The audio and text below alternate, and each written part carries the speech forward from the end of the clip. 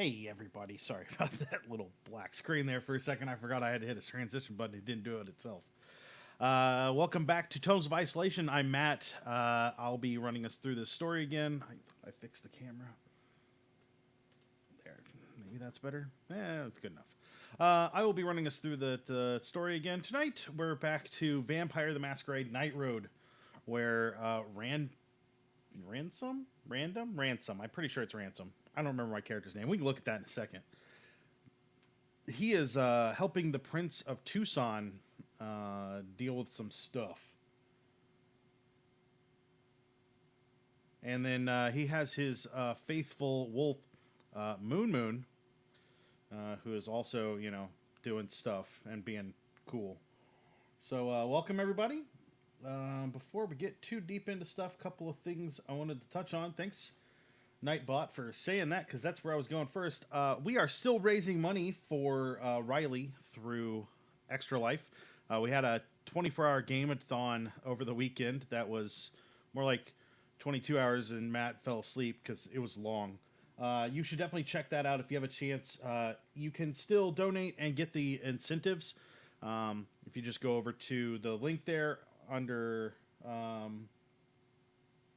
Extra Life and click on that, and I'd be happy to fill all of those incentives as much as I can, as much as your donations will allow me.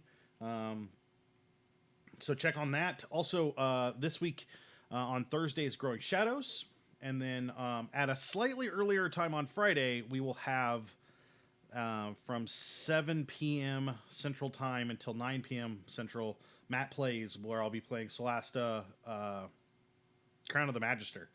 I have to kick off a little earlier that night. I've got something to go to, but I will still be here on Friday and checking. You should check that out. On Saturday, I'm going to be on the Nerd Asylum, which you can find by going to the link here in this friendly Nightbot chat. If you go to twitch.tv/the_nerd_asylum on Saturday, I have to check the schedule at sometime Saturday, and I will look that up. Actually, I'll just do that right now. I'll go check my email. I will be over there playing a one-shot Dungeons & Dragons game that is written by one of their producers. That will be on Saturday. I don't know what I'm playing yet. I don't know what I'm doing yet, but it should be fun. Asylum.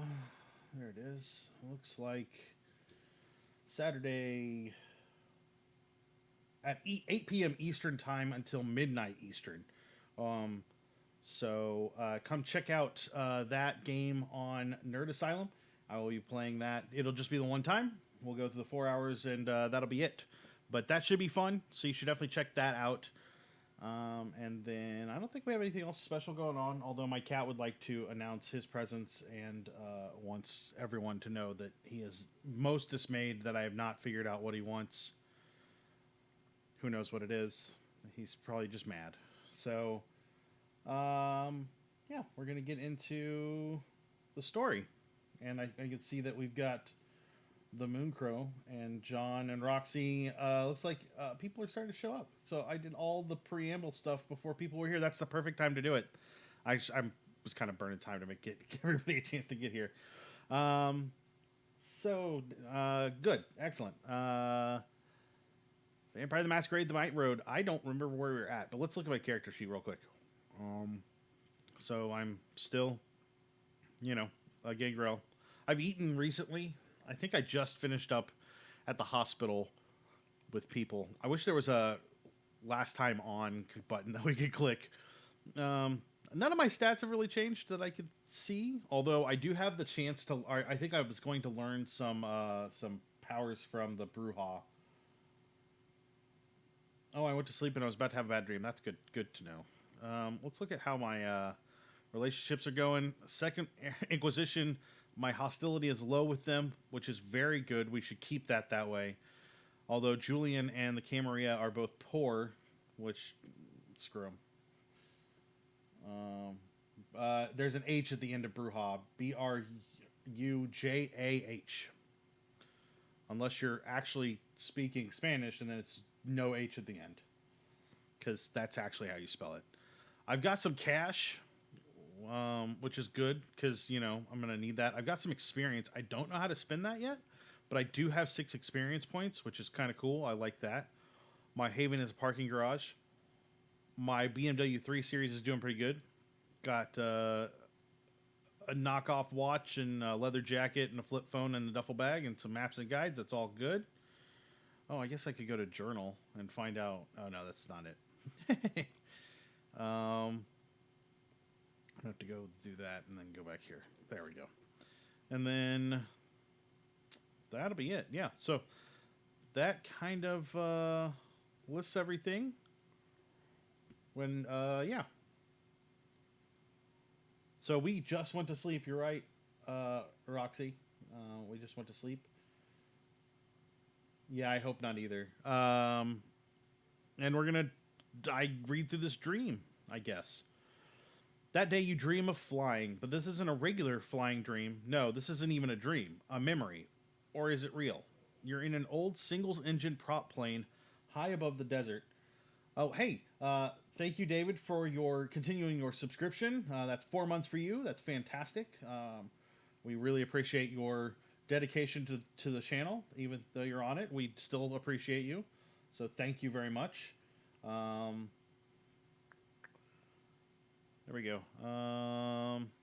You're in an old single-engine prop plane high above the desert at night. You can almost reach out and touch the moon. You spot the Italian fighter plane 2 late, and a moment later, its twin Vickers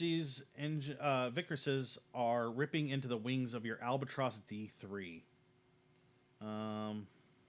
You twist through the air, but it's getting late, and the rising currents of hot air you rely on are almost depleted.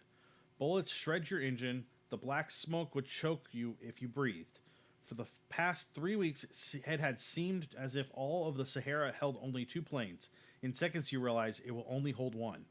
Flames spread across your cockpit as you contemplate what you've learned in these last few horrific weeks.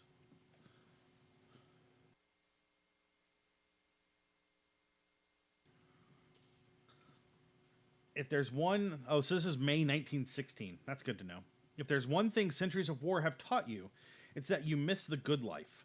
You don't consider yourself greedy exactly, and Canaanites only have a few real needs.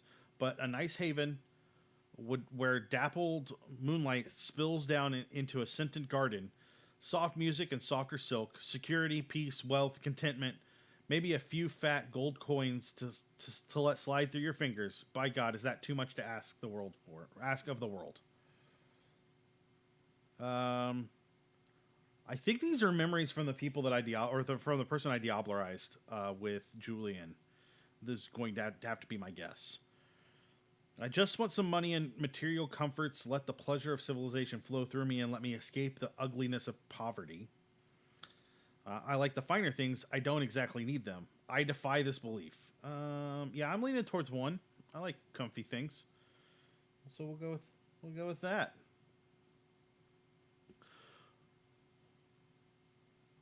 Yeah, I think her name was something like Aaliyah. I don't remember, although I'm sure I could find that if I really looked. Oh, sweet. We gained conviction. With your powers and your wisdom, you can carve out a comfortable existence for yourself.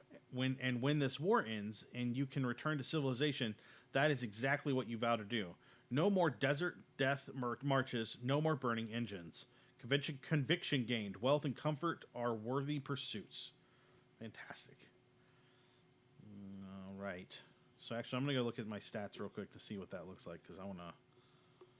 Oh, it's just a conviction. Here. Oops. So I'm going to seek luxury and comfort over a higher purpose is where I want to end up. That's interesting. Okay, cool. You've learned quite a bit on your journeys. You might want to consider applying your experience towards training skills. Oh, I guess I'm going to spend XP. I don't know how to spend XP. Surprise. Training skills, abilities, or the dark arts of the kindred. So I have several choices. Holy cow. Um, Spend a night investigating local news services looking for a cheap and effective way to spread misinformation. The Covenant Pawn Shop. I find a used car dealership so I can look at a better vehicles. I find a mechanic to repair my BMW. I look for a real estate office so I don't have to live in a parking garage. I need a place where I can hone my mental abilities, like a library or bookstore. I look for a place I can hone my physical abilities, like a gym. I head to the Viper nightclub to hone my social abilities. Where can I unlock deeper and more powerful secrets of the blood? What are my remaining missions? I need to feed, which I don't. Where or how can I hunt for blood in Tucson without getting in trouble? I pick up the parcel for Invidia Caul and take it to a research lab. I pick up the parcel for Ellen Olive Corona and take it to Camp Scheffler. So I think we're going to get to pick a couple of these. Yeah, so I'm pretty sure, let's look at stats real quick. I'm pretty sure this is going to work out the first 2 dots. So my strength and dexterity, or my manipulation and charisma, or my wits.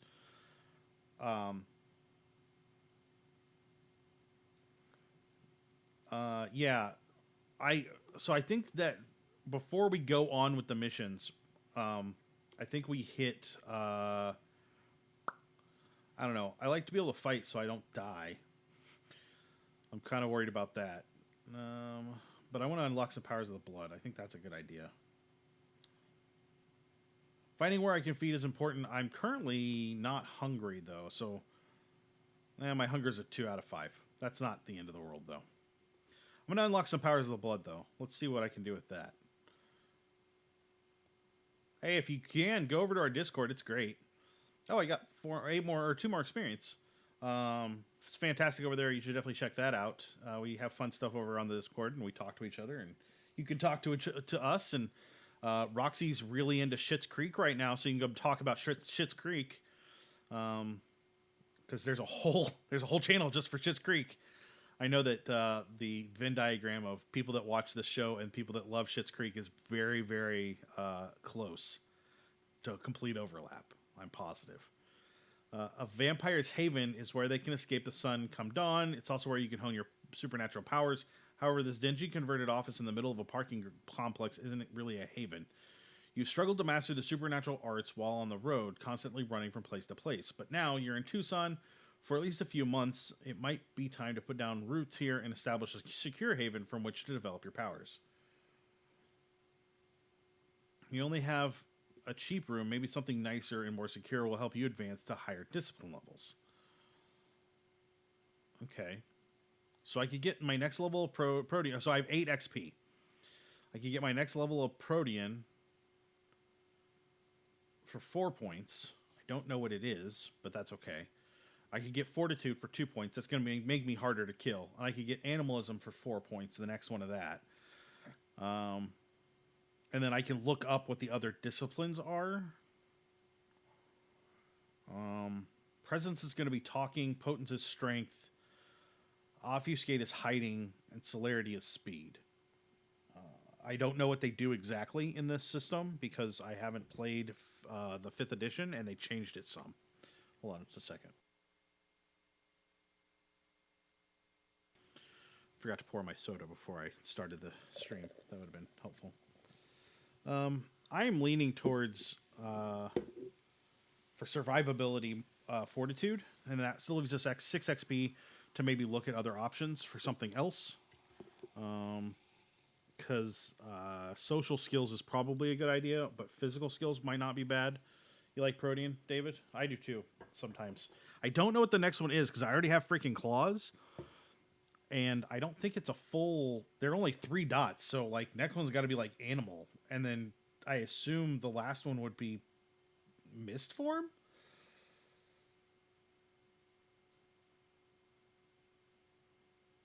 Yeah. Start finishing off the ones I started. Okay. All right, then I'm leaning Protean. I'm going to go with that direction. So we're going to do that. Okay. And then I think I'm going to save those other 4 points because I kind of want to look at other options. So Let's look at my social abilities. Next.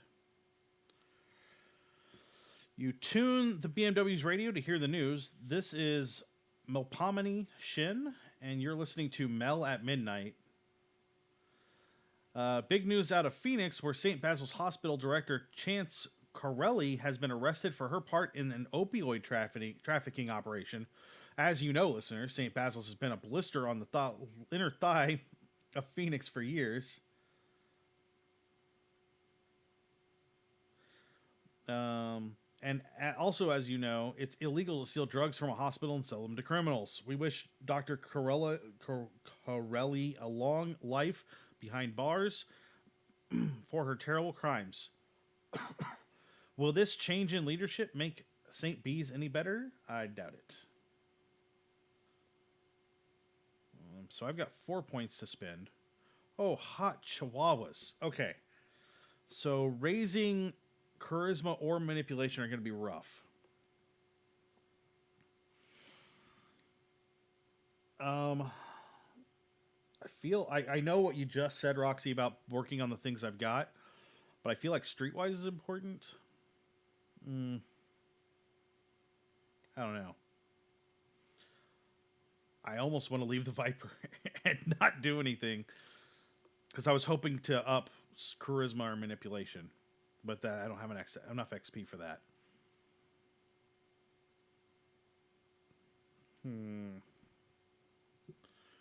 Any thoughts from you guys?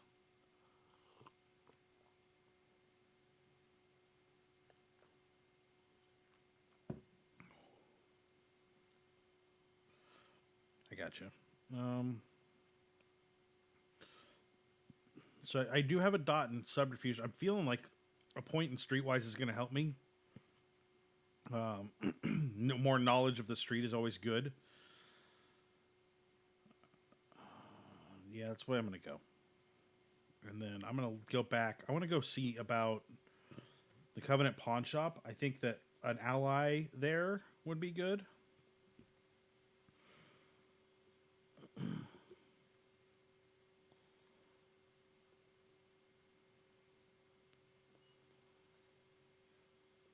Let's find out what she...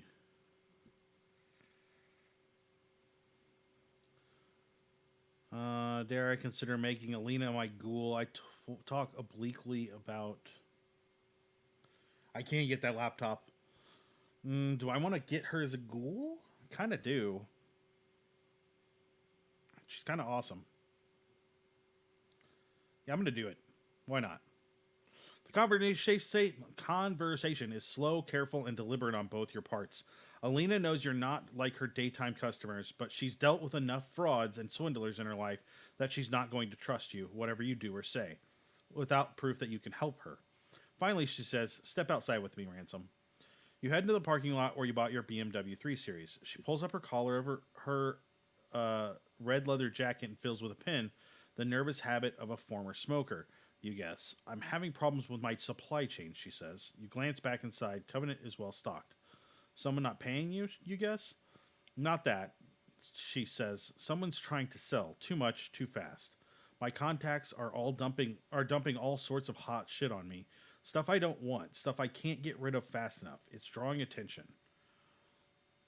The siren starts up somewhere in Tucson, which nicely punctuates Alina's point.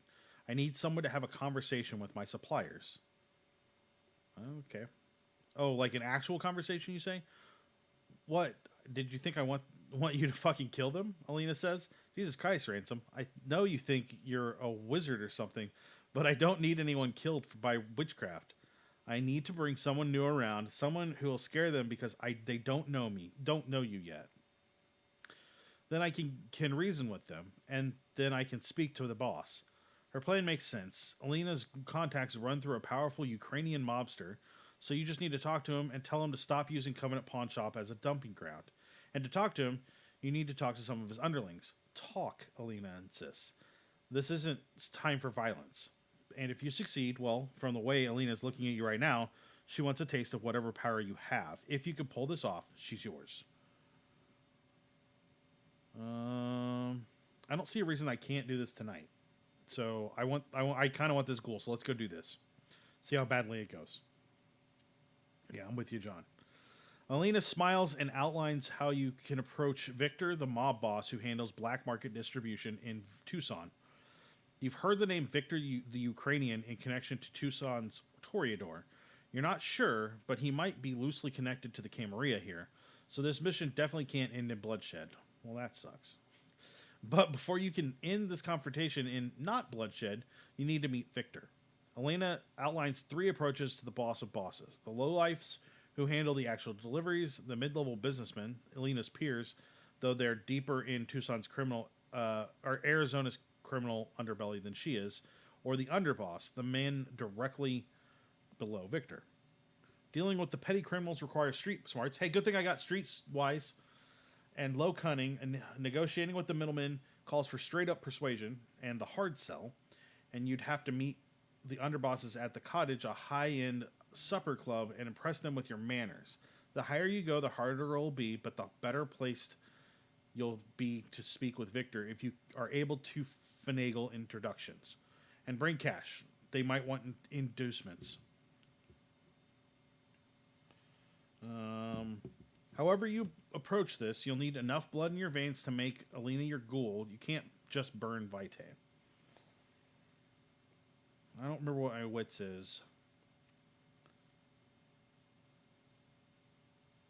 I could just bypass all of that. My intelligence and technology are pretty good.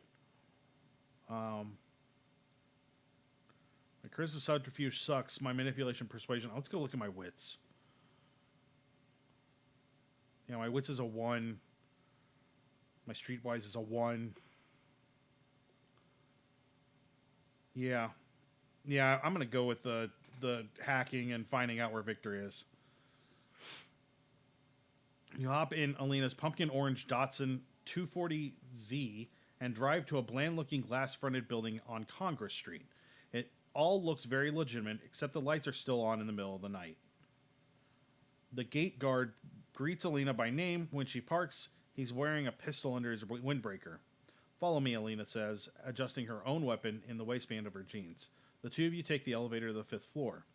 When you pass an open office with a dozen laptops tended by a single bored-looking technician, Alina waves you back into the shadows, then spends a few minutes chatting him up.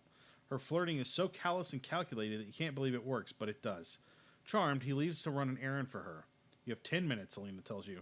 15 if there's a line at Arby's. You hop on the nearest open laptop and run through a couple of the technician's emails, searching for Victor. The technician is too low level to interact with the boss of bosses, but when you check his sent email, you find that he's foolishly sent a password reset to a mid-ranking fence in the organization. The cars and watches, the specificity of them, I think it's just the writer is really into cars and watches, which is great.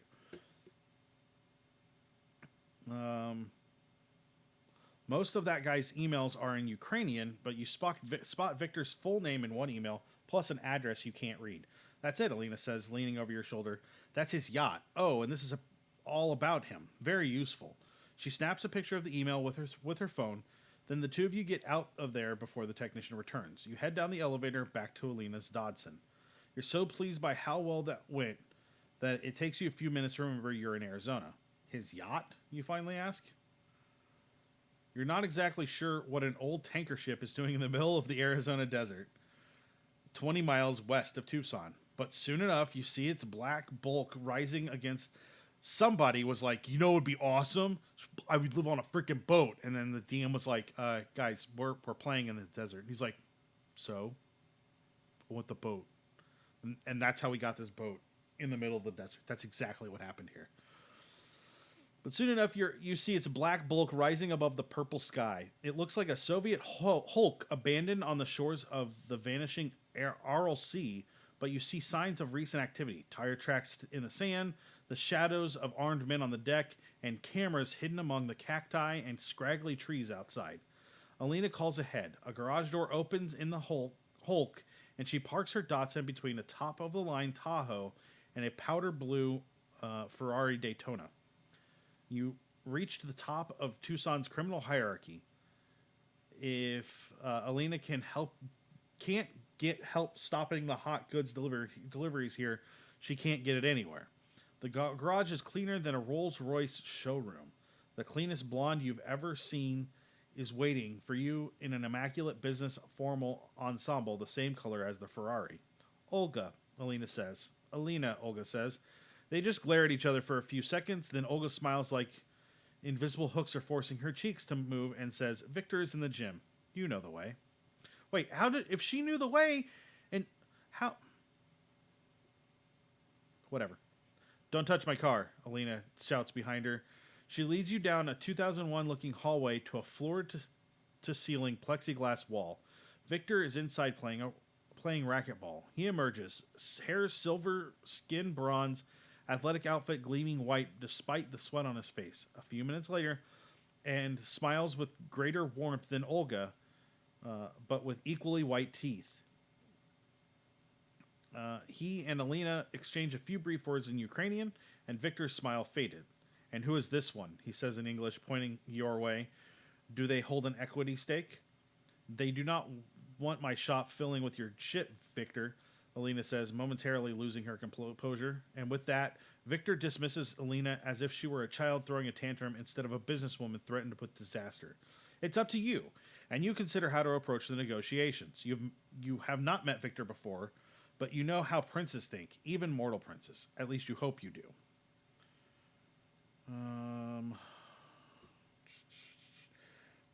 My resolve is pretty okay, and I actually have a dot in persuasion. My manipulation sucks, and I have a dot in subterfuge. I don't have any intimidation. My charisma's okay, but my leadership's okay, but my charisma sucks. I can persuade this man, but charm won't work. I'll have to be stubborn, even relentless, until he agrees to stop dumping his merchandise. At Covenant, I feel like that's a good one. I just weave a net of bullshit and lies about the Tucson police and other gangs until Victor starts to worry about blowback from his mistreatment of Alina. It's time to make some threats. It'd probably be a mistake to beat the shit out of Victor here, but a few subtle hints of retribution should force him to back down. I use my leadership skills and charm to help Alina negotiate with Victor again. Yeah, the first one is real good for my character. Fantastic. I do have Persuade. What was that? I do have Persuade. I think I just have a dot in it. Yeah, it's just a dot, but my resolve is pretty solid. So I feel like that is by far the best. So that's what we're going to go with. Yeah, my manipulation is just a 1.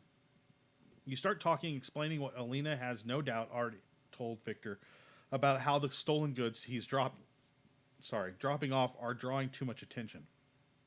He nods, says he understands. So you explain it again with different words. And then you do it again as Victor, obviously annoyed, wanders off to take a shower. And then I follow the dude in the shower. This is great. Solid choices. So what I'm saying, you say, your voice raised so Victor can hear you over the shower, is that she is going to get into trouble. I understand that. How could I not understand that? I know you're not allowed in here. You know you're not allowed in here, right? My point is that she's worried because, fine, Jesus fucking Christ, fine. If I promise to reduce my deliveries, will you promise to leave me the fuck alone? You hand him a towel. Yes, you say. So, Alina says when you're back on the road, the Datsun's engine's rumbling. I want what you have. You don't know what I am. Don't care, Alina says. Do I tell her everything? Yeah, the first one is the proper good person choice. Yeah, right? I mean, that's how you do it, I guess. You just annoy somebody until they quit shipping illegal goods somewhere. Only the minimal she needs to know. A ghoul is too risky. That one's not happening. I didn't do all this work to not turn her into a ghoul.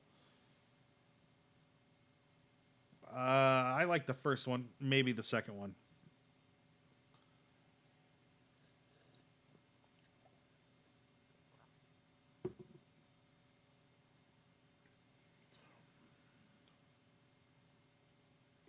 Yeah.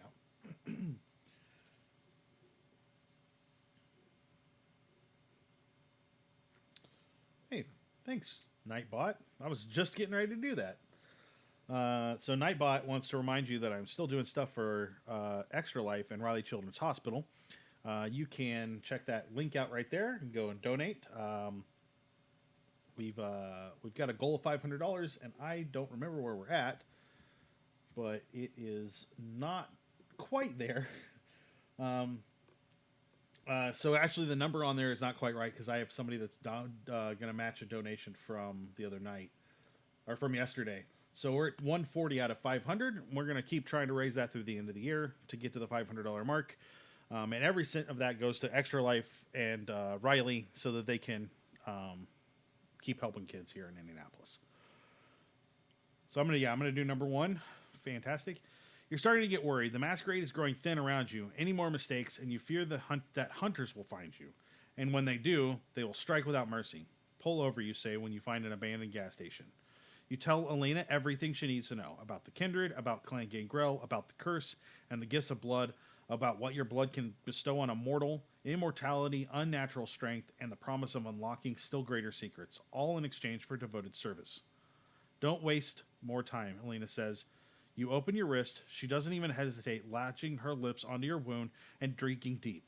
Letting Elena into the deeper truths of your existence is dangerous. She's dangerously clever, and even the blood bond will not ensure total obedience when you're not around. She might find ways to profit. On the other hand, her profit can be your profit. You can't exactly fleece her. Covenant runs on thin margins, but you may be able to use this situation to your advantage.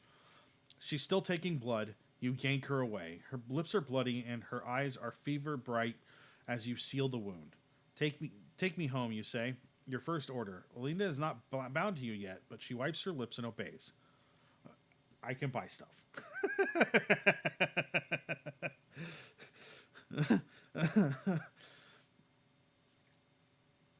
I don't care about the suit. That's just not important. I could buy the laptop. I don't think I have any combat skills whatsoever. Yeah, I have neither combat nor drive. But I've got claws, so I feel like I don't need them. So we're going to go with that laptop. Since we're a hacker, that's going to be super important.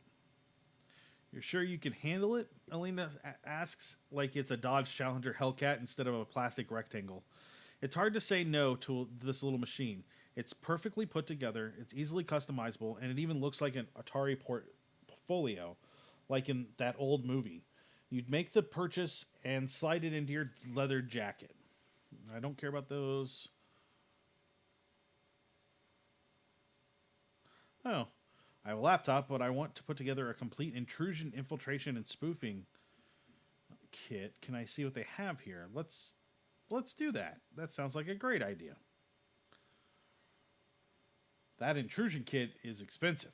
You wander around the Covenant pawn shop like people used to do at the Radio Shack, picking up odds and ends, wires, connectors, RFID readers, blank keycards, voltmeters, and so on. While you're at it, you also add a selection of skeleton keys, mechanical lock breakers. Elena follows you fascinated and gets you to explain what you're doing. When you're done, you produce the perfect kit for hacking into just about anything, mechanical or electronic. Elena throws everything in a case logic bag, puts that in a display case, and writes with a flourish, specially crafted data intrusion kit, now only $2,025. Covenant Pawn Shop not responsible for legal issues arising from use of this kit. I cannot afford that, so let's leave Covenant. I don't care about the swords or the firearms. I have to keep telling myself. I don't need a new car. I'm pretty solid there. I have 4 more XP I could spend.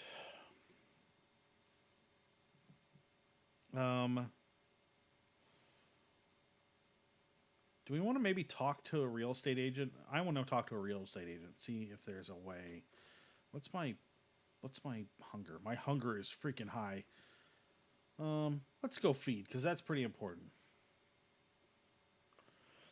Then you head to the Viper to make sure you don't commit any faux pas while hunting in Tucson. There you meet Alexander, Latau's favorite retainer, who explains the situation. After the destruction of the last prince, and before Latau's consolidation of power, hunting in Tucson was a dog-eat-dog business, with frequent and costly breaches of the Masquerade. Latal put an end to all of that. First, there's no hunting anywhere near the Viper, the local Elysium. Second, the more you've proven yourself, the more risks you're allowed to take while hunting. Have not proven yourself, Alexander explains. That being the case, you're limited to the kiddie pool. He's very proud of himself for knowing the term. In exchange for a small consideration each time, Alexander will provide you with access to blood dolls, cups of fresh blood, or caged animals, your preference.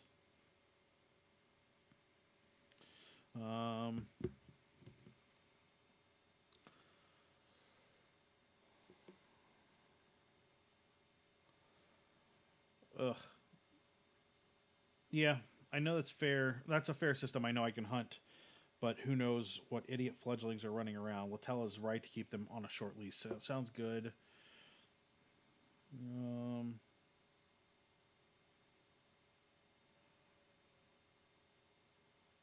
Yeah, I'm gonna go with just eat people.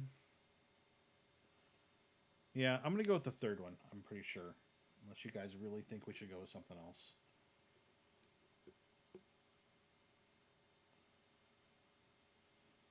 We've got quite a few people on tonight. Hey, thanks for everybody for coming out. We really appreciate it. Yeah, I'm gonna go with that's a fair system.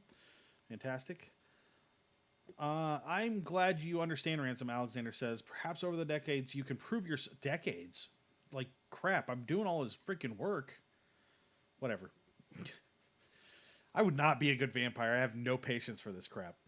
Patience over the decades, you can prove yourself to Prince Latal, and he will permit you to chase down homeless people. Well, that sounds so nice.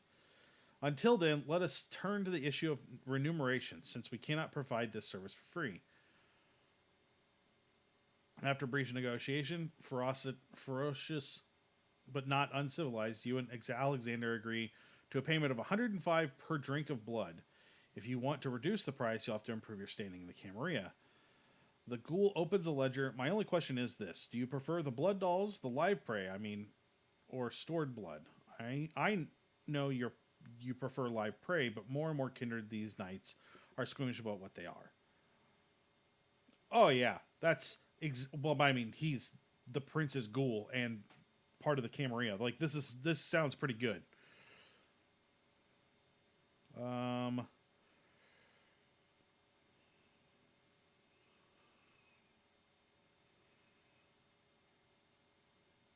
going to go with whatever's cheaper and more convenient, because that sounds about right. That's my life.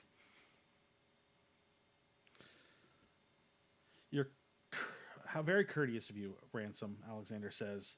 Though not so courteous, I can offer a discount. Whatever we have available, though, know that it will be clean and well treated. We are civilized people here. Where to tonight? Okay. But did that lower my hunger? No. I want to feed. Can we feed? I did all that. Spend my money. Yeah, I'm not sure. I don't know. I don't think it's that bad. It may be that I'm just clicking the buttons too quick. No, it's several seconds. I don't know. Sorry. Okay. Inventory. So I'm down to $1,300. That's fine. Okay. I still have 4 XP I could spend, or I could just bank it and move on. I could... Is that better, Rox? Is that doing better for you? I can also kick my gain up. How about that? Does that sound a bit better? Let me know how that's going.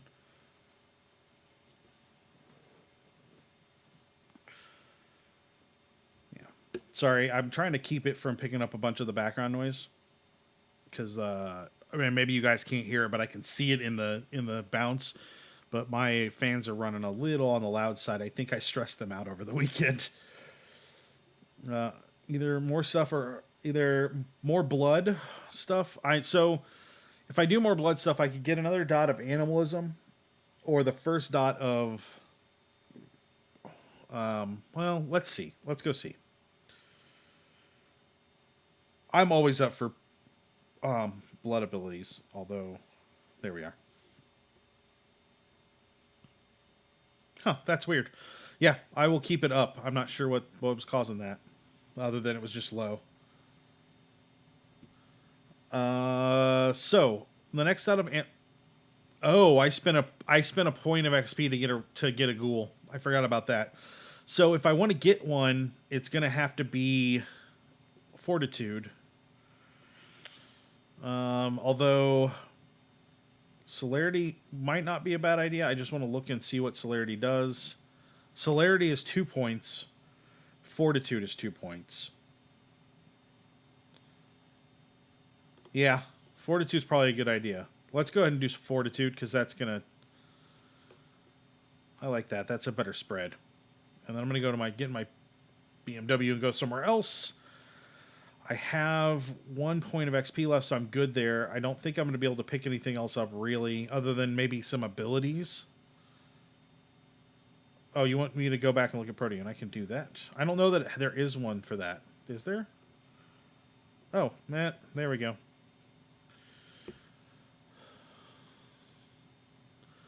First of all, Mastery of the Dark Gift will give you, will make your ripping claws almost impossibly sharp. Of greater interest, you unlock the true secret of shapeshifting. The mastery of multiple forms will take many years of study, but you contemplate your dead flesh and the way it now shifts according to your will as you approach mastery. You remember a battle shortly after your embrace. A wild coyote attacked you out in the desert, perhaps horrified by your animal nature or by your unnatural aura, or afraid of your confusion that it still reigned in you. You tore out in a frenzy. That does not answer that question.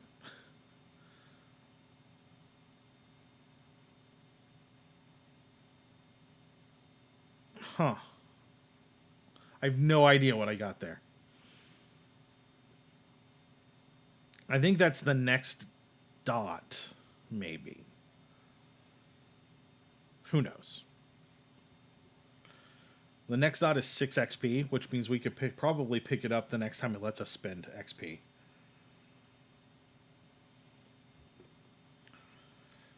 Which I'm all about leveling out Protean as far as we can. Yeah. I'm going to get back in my BMW, and I think we're done with turn into the coyote. Yeah. Got 1 XP, but I think I'm set for right now, and I don't want to spend any more. I don't have any more cash. I have money to spend, but I don't really need to. Do we want to go to the research lab, or do we want to go to Camp Scheffler? Because either one of those is probably going to take as long as the hospital did.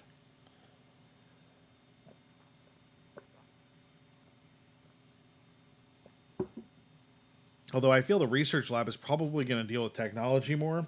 And that's something I'm pretty good at. I'm okay with. I won't say I'm good at. Because my tech is... Whoops, went too far. My tech is still a 1, but my intelligence is a 4. So... Invidia, yeah. Cool. Invidia it is. Chapter 5. Yeah, we definitely need to get more information. Kiowa Xenogenetics, Tucson, Arizona, night of November 15th.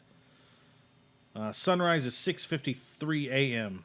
You head to the For Covenant pawn shop and explain the trip to Alina. She seems convinced that she can get inside by selling the door guard a bunch of cool knives, which seems ridiculous, but whatever. She'll get there before you do, and if the guards arrest her, well, you'll have to try to smooth it over with Dr. Caul.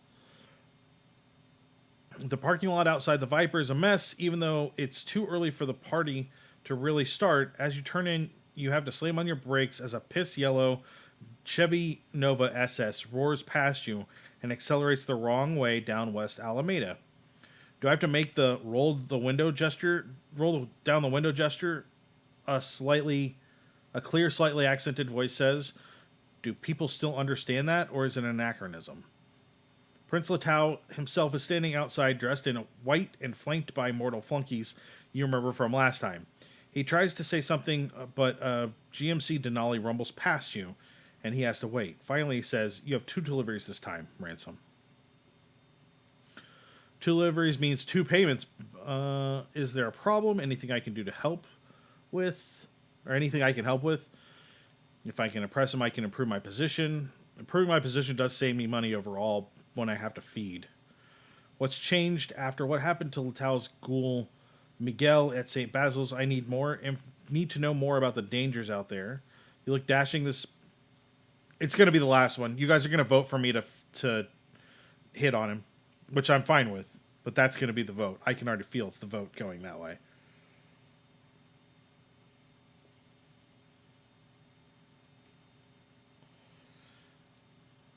So we'll go ahead and hit on him. Or is it a Panama hat? Does a Panama hat automatically become a cowboy hat when it has a turquoise?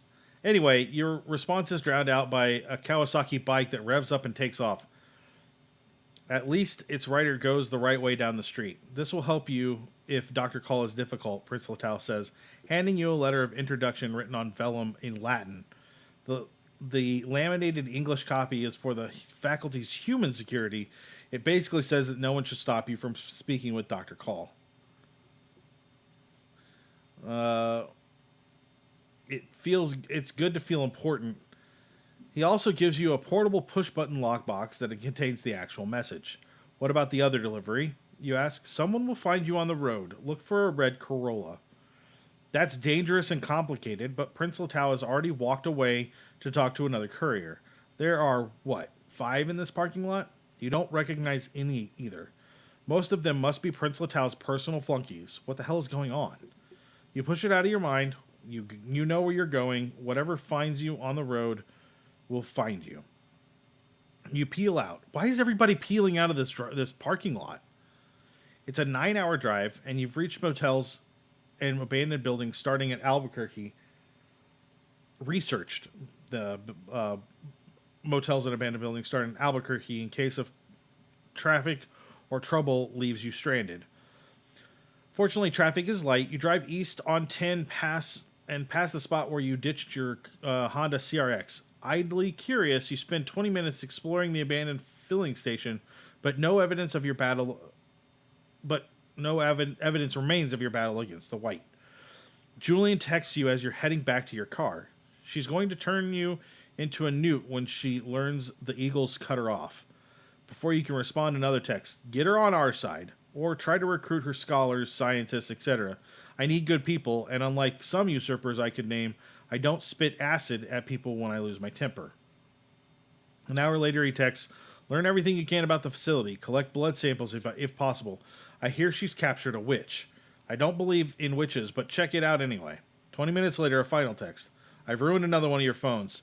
Drop it off in the bathroom of the next Shell station. Don't destroy the SIM card. There's a replacement under the sink. Okay, cool. I guess. A few more minutes up the road, you spot the Shell station. You pull in and do the phone trick again. A few minutes later, you pass a garage marked with Julian's karambit and take a mental note of its location. A hard copy map on your dashboard insists that you're going from one town to the next, but you don't see anything, just the road and distant lights. Yeah, I'm not sure I trust Julian. He's all demandy. He's really demandy. From the highway, even Albuquerque is just a blur of low buildings and exit ramps. Past Santa Fe, the landscape grows more lush with scrubby trees lining the highway and the distant hills dotted with green, subtle hues visible to your subtle eyes. The drive takes you through lots of towns named after bigger towns. The landscape grows rocky and pale cliffs rise beside the rock. You stop at the last all-night gas station to fill your BMW's tank, then head into the wild and ungoogled landscape that stretches flat all the way to St. Louis, for all you know. There's no radio out here, so you just try and enjoy the sound of the engine because you don't want anything on your disposable phones. No trouble, though. No tails. No weird unmarked cars. No circling eagles for now.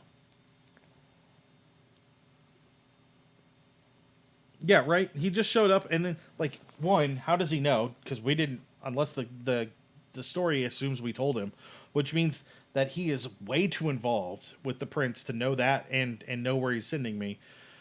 But more importantly, like he's asking for a lot. Talk to the vampire, or get her people, or do this. Like just a lot of stuff. Like it's a lot of work to put in, and I'm not even sure why I'm doing it for him. Like I have no idea. So we'll see. We'll see where it goes. Fantastic. Okay. Researching Invidia Caul has been difficult, even with Julian's interest in recruiting her.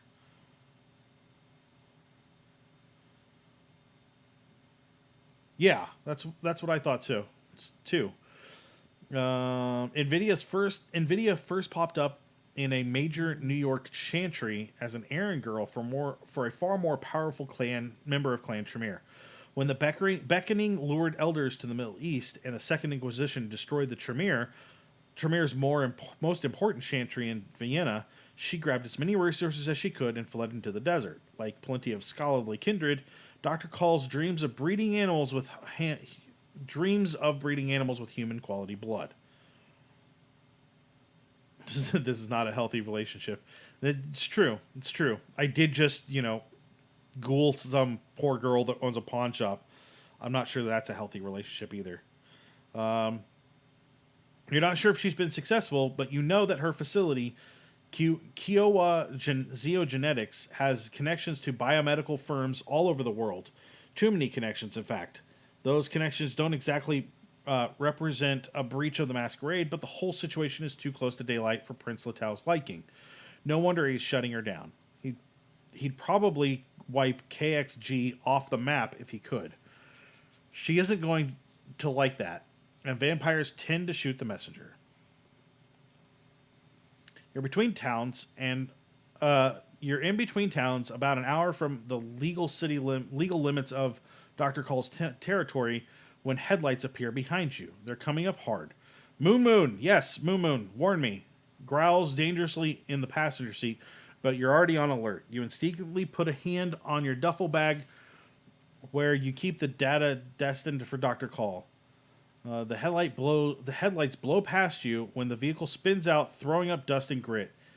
It skids to a halt 100 yards up the road, headlights pointed out into the big expanse of nothing that waits outside every New Mexico highway.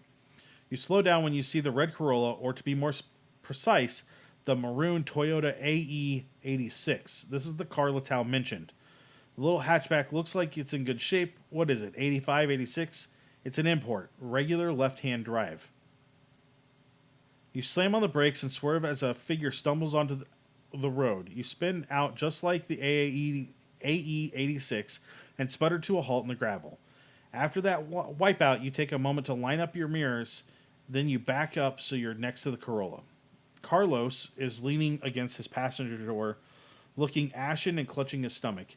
You haven't seen him since your first visit to the Tucson Elysium. Latau's servant Alexander said Carlos was a cop. That's a good thing for a vampire to keep on the payroll, though this guy doesn't look like a cop now. He looks like roadkill. It takes Carlos a moment to focus on you. He says something, but you can't hear him over the pounding beats of Kernkoft 400. Turn that down, you shout. He nods vaguely, crawls back into his car to turn down the music, leaving a smear of blood on the door handle. That sounds bad. That's not good at all. Ransom, Prince Latau actually sent you? The fucking Outlander? You have something for me? You ask. You glance back towards the road, but it's quiet. Just a few cars drifting past. None of them can see you or the AE-86. Carlos holds up a rigidized plastic Pelican case in matte black that you'd use to transport a pistol or really good optical camera. Latau wants this delivered to a waiting plane. Where? He turns the car around. An address and key are to the other side. Rigidized.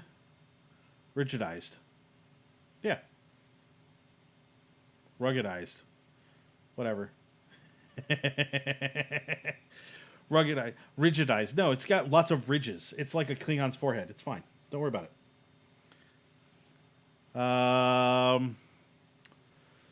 Blood has stained the tape. You consult your mental map of New Mexico. That's 2 hours south, and you're not going south. And it needs to be there by 6 a.m. The plane can't wait longer than that. You just shake your head. A 6 a.m. delivery gives you no time to get under cover. Calm the fuck down, Carlos says. There's a whole bunch of trailers just up the road from where you're going. The key is right here. He holds up the case again. Just do the job. Fuck me. Are you okay? I don't want this guy dying on me. I might even try and stop that from happening. I'd rather eat him than fuck him. Is there any way I can get rid of Carlos? I run parcels for money, Carlos. Pay me or I'm finishing my delivery to Kiowa Genetics. Who attacked you? The same people who killed Miguel at St. Basil's? I need a bigger picture if I'm going to stay safe and undestroyed. I like 3 or 4. 1 or 4. Okay. Yeah, that's a safe way to go, Roxy. I think you're right. 4 sounds good. Cool. Sounds like we have a quorum. Fantastic. If I could see them, I'd deal with them myself, Carlos says. I got shot when I was filling my tank. Never saw anything. Maybe hunters, maybe anarchs, who knows? I just know it fucking hurts, so shut up for a moment and let me concentrate. He closes his eyes as sweat pours down his face. For a moment, he's breathing a little easier, though his skin is still ashen. Unlike Miguel, Carlos is able to heal himself. Now stop asking questions and deliver this parcel, he says, throwing it through his driver's side window and onto your lap. Or Prince Latal will make Riga pick your eyes out while I watch. Don't let the Inquisition get it, or the Anarchs. Anarchs, you say? Carlos starts his AE-86 and rides out of there, blasting your BMW with grit and dust and grit. You pocket the key and check the address one more time. 2 hours? This isn't a Scotty on Star Trek problem. By all known laws of physics, getting there in time is entirely possible, but it's a cops all over the road problem. You can't afford to get pulled over while doing 105 down some New Mexico highway. You check your maps and consider the possibilities. A busier road would let you weave through traffic and stay hidden, though you'd have to pay attention to avoid police cruisers. There's a less busy route where you could trust raw speed and determination to get you where to go. Are those the only 2 routes? You might be able to find another way using your maps if you study them, but that might take time you don't have. My resolve is okay, and I've got to drive. My resolve's good, and I've got to drive. My intelligence is good, and I think I have academics. I don't have any good wits, and I have a little bit of awareness. I'd say 3.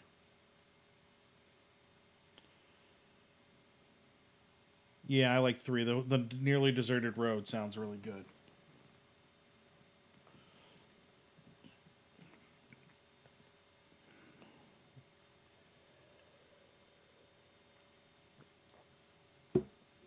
Yeah, I'm gonna go with 3. Cool. Here we go. You get your BMW moving again, then take the next exit and hit the nearly empty frontage road. You're fine. No, leave the lake furnaces. They're sleeping and soft and fluffy. You're good. Oh no, I'm not talking about your pants. I'm assuming dogs are in your lap. I assume there were dogs in your lap. Not that you're wearing soft, fluffy pants. Whatever. Doesn't matter. I'm going to get back to the story. You get your BMW moving again, then take the next exit and hit the nearly empty frontage road at 75 miles per hour. Then you keep accelerating. You pass a few cars, but it's quiet here. After 15 minutes, you spot another car ahead of you. It's a black Camaro, specifically a 1987 IROC Z. Camaros were cheap muscle cars in... See? Dogs is a safe bet, Roxy. You being under a pile of dogs is a safe bet. Camaros were cheap muscle cars in your youth, beloved of metal heads and horsepower geeks. The driver lets you pass, then accelerates, keeping pace with you. What the hell? You stomp the accelerator, focused totally on the road for a moment. When you check your mirrors, the Camaro's gone. Not behind you, just gone. You slow down for a minute, then remember you have places to be. You speed back up, scanning for the Camaro, but it doesn't return. That's not creepy. The one police interceptor that spots you gives you a hell of a chase for about a quarter mile, but you hop the median, kill the lights, and they can't keep up.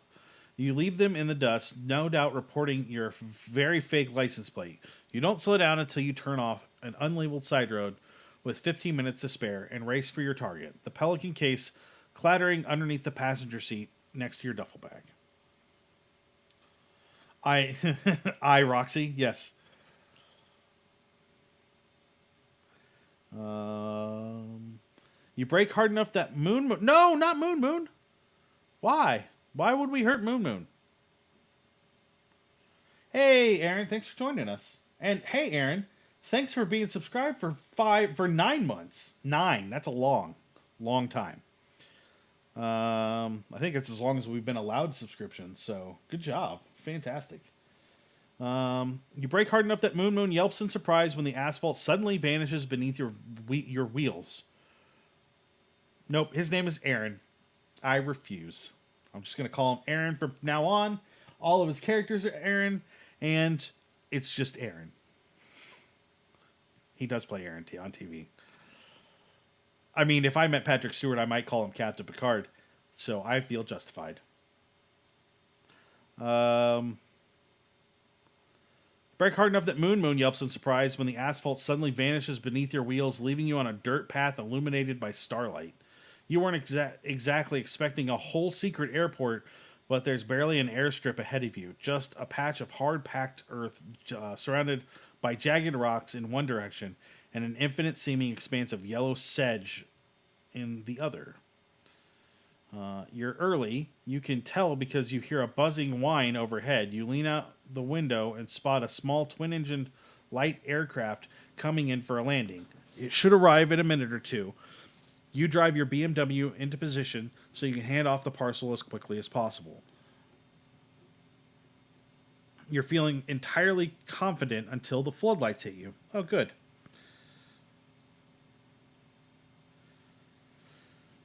Yeah, I don't blame Moon. I'm not down for the hill jumping either. A half dozen black. Oh, this sounds terrible. Okay. A half dozen black Buick Avenires are now visible not far from your position. One SUV has a light strip on its roof, which illuminates the plane and catches your BMW at the edge of its light. The FBI's Special Affairs Division is here.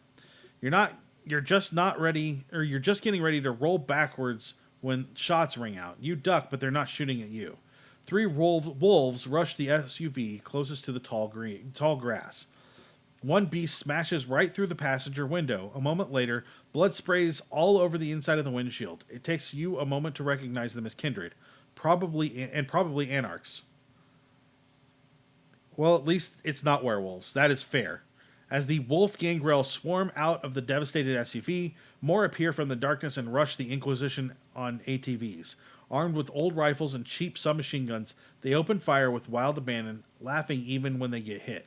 What's a gunshot and a fall to the kindred? The ATVs throw up a cloud of dust that obscures the battle. You're not sure what the anarchs are doing here, but as the battle erupts, you have a clear path to the plane. The pilot is visible now, illuminated in the open side door. Just before you can roll forward, a dark blue 1963 Ford Fairlane roars past you, heading for the plane. Its driver is visible only for a moment in silhouette. You catch a glimpse of a French braid and a heavy, hulking physique, but the federal agents with guns remain visible in the glow of the floodlight. Then you spot 2 FBI agents heading your way on foot, assault rifles ready. But Moon bounds... No, Boom Moon, no! Moon bounds out of your car passenger window and sprints toward them. You don't have time to get a shot off before your Lobo drags... They don't have time to get a shot off before your Lobo drags one shrieking into the tall grass. So that's one problem solved.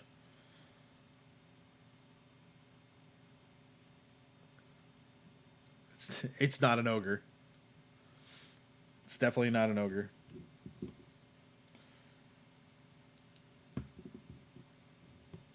Um, Dove?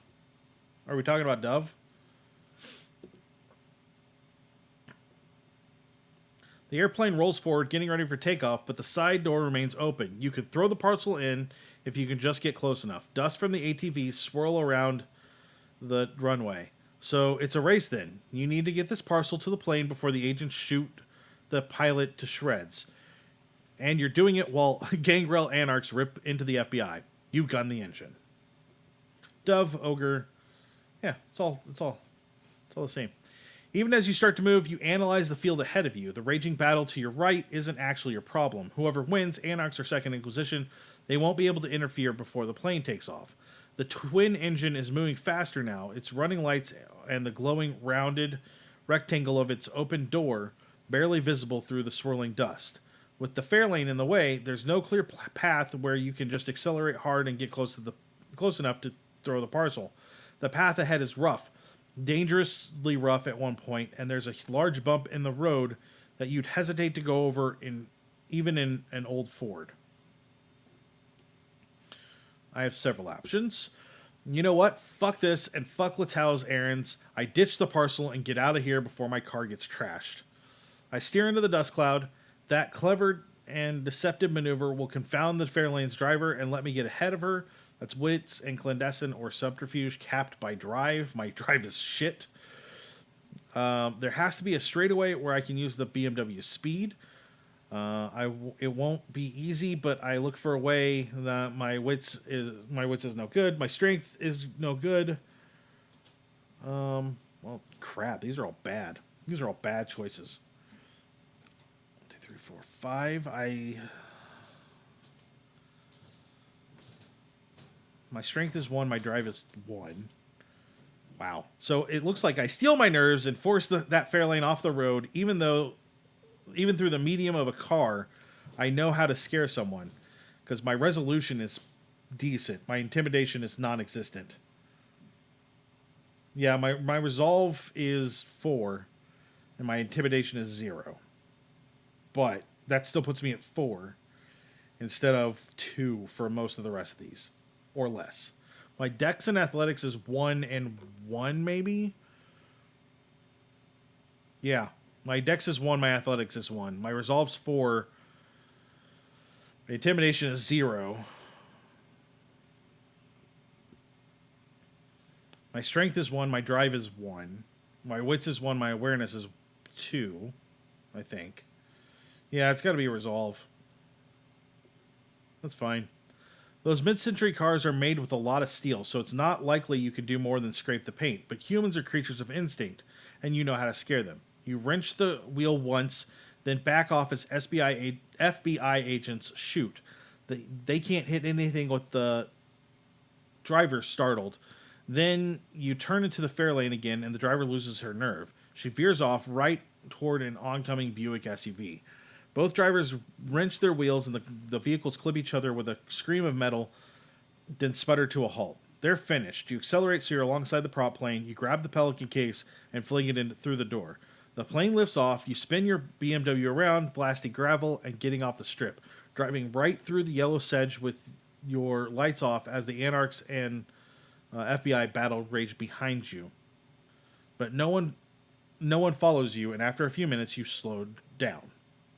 All right, I got away with it. You pick Moon up a few minutes down the road. They're covered in blood like a newborn pup, but they seem happy. Of course they do. They just ripped some dude apart.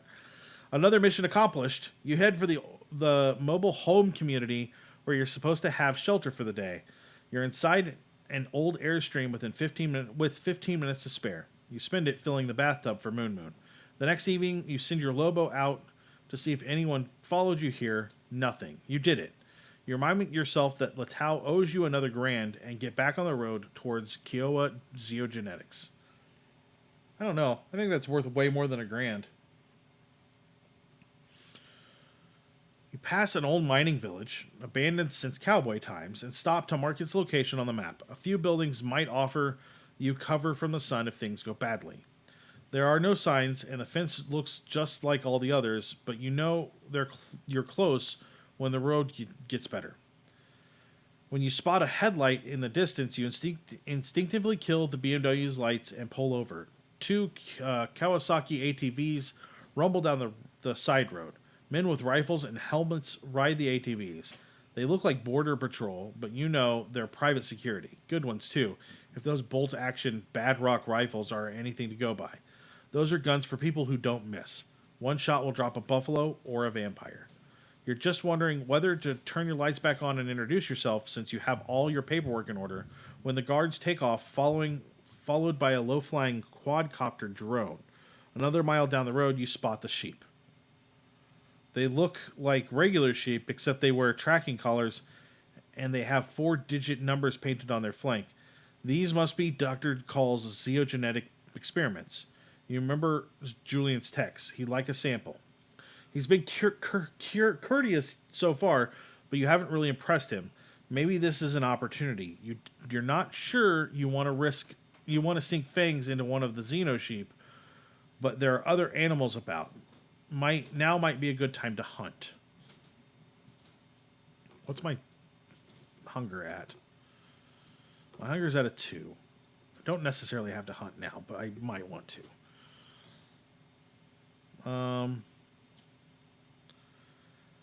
Do we extract blood for Julian? Do we extract blood for ourselves? Do we just go to the facility? Or do we look for regular animals to feed on?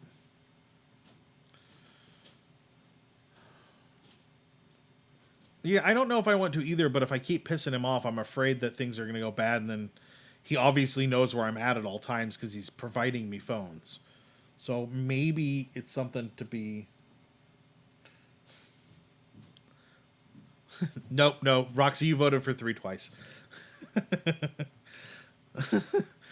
I don't think I need to feed. So I think 2 and 4 are out. So it's a matter of, do I get blood for Julian or do I just go to the facility? I kind of want to keep stringing Julian along just in case. Yeah, that's true. That way, if Julian decides he's pissy about something, something later, I've already made a little bit of good contact with him. I don't know.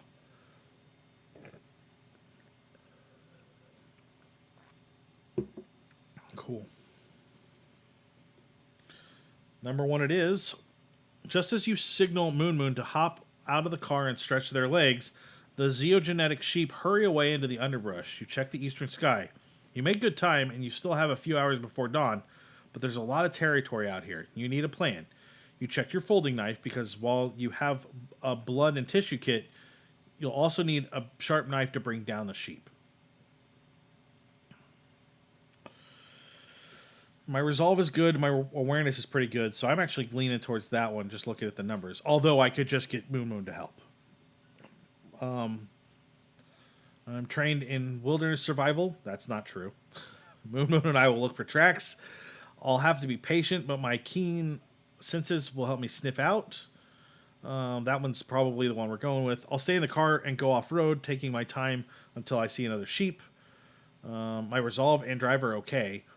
And then animalism. I'm going to go with number 2. It's going to make it quick and easy. I'm pretty sure. Let me check my awareness. Oh, yes, that's the one we go with.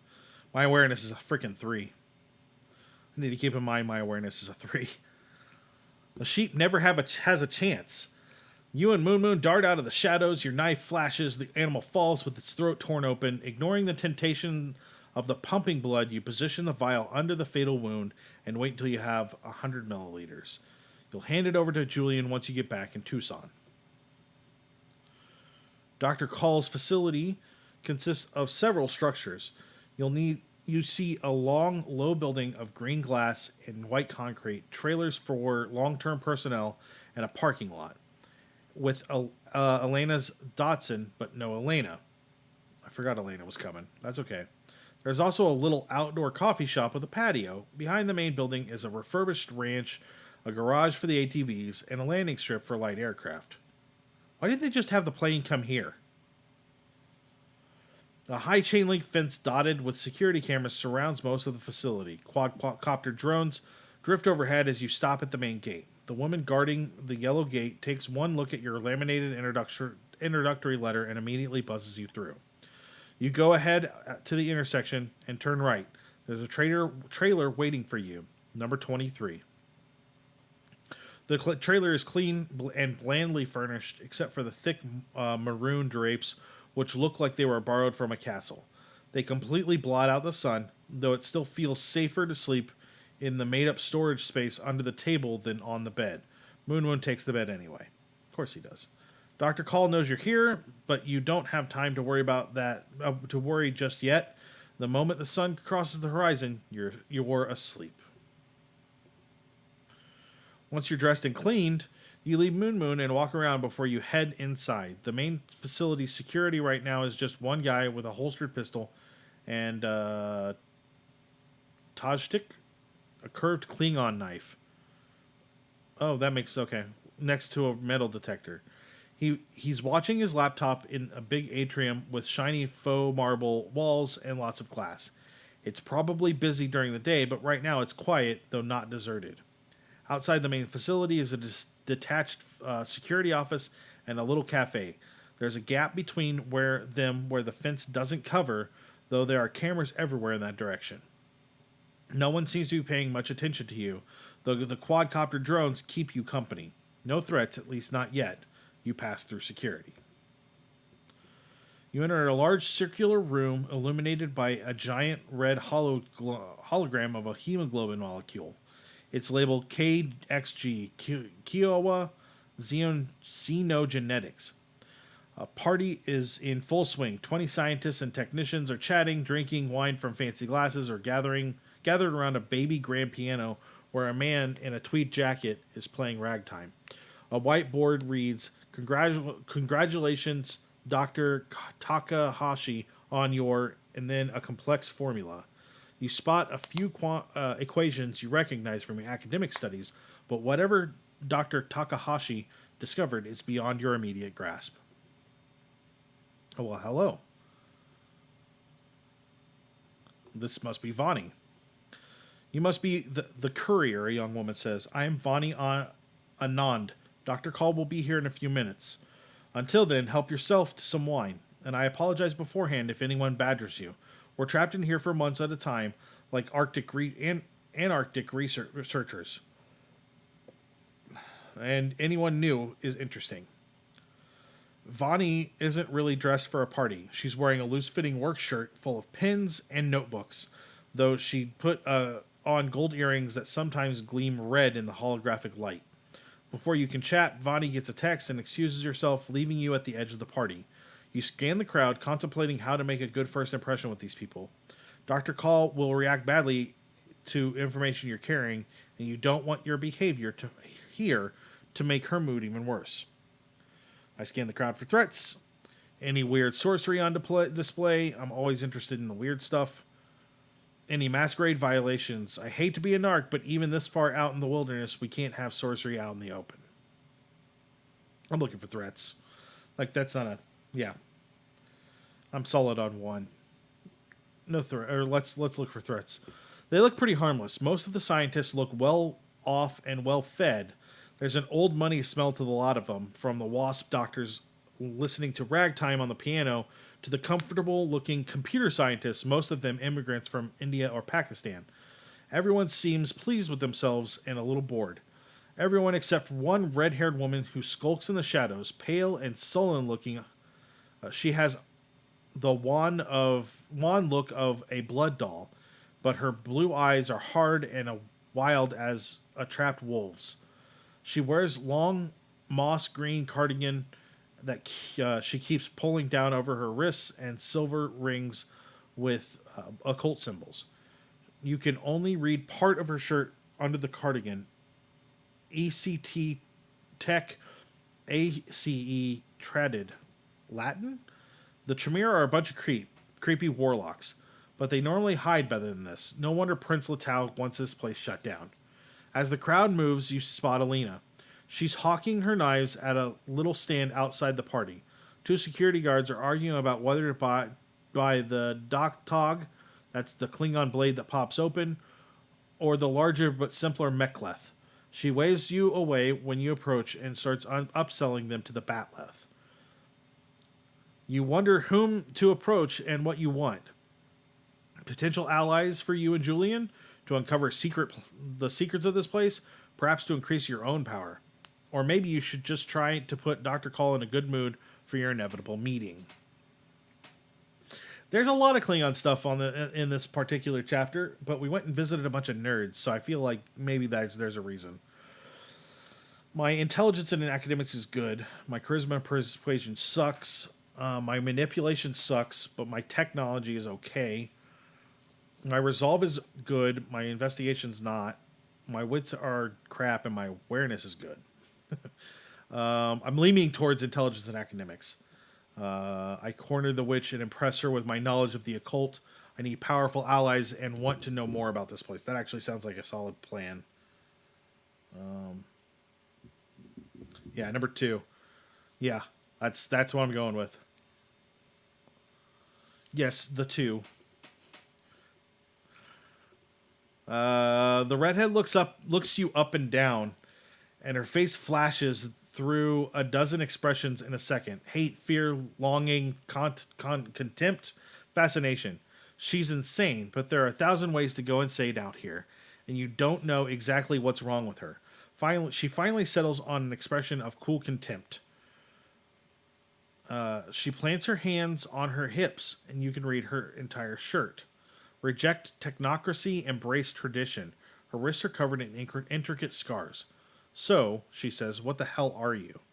Whoever this woman is, she's seen enough that the masquerade doesn't apply to her. A courier, you say. You scan the iconography of her rings, noting everything familiar. And you are unexpected. I see symbols of Lilith and Bahari, Futhark runes, hermetic alchemy, Dur-Un key sorcery, but I don't know how you expect them to fit together. No? There is no such knowledge leech. There's only will. Oh, she's a freaking mage. Oh shit, it's a mage. Called it. Yeah, you don't like mages, John? It's cool. Don't worry.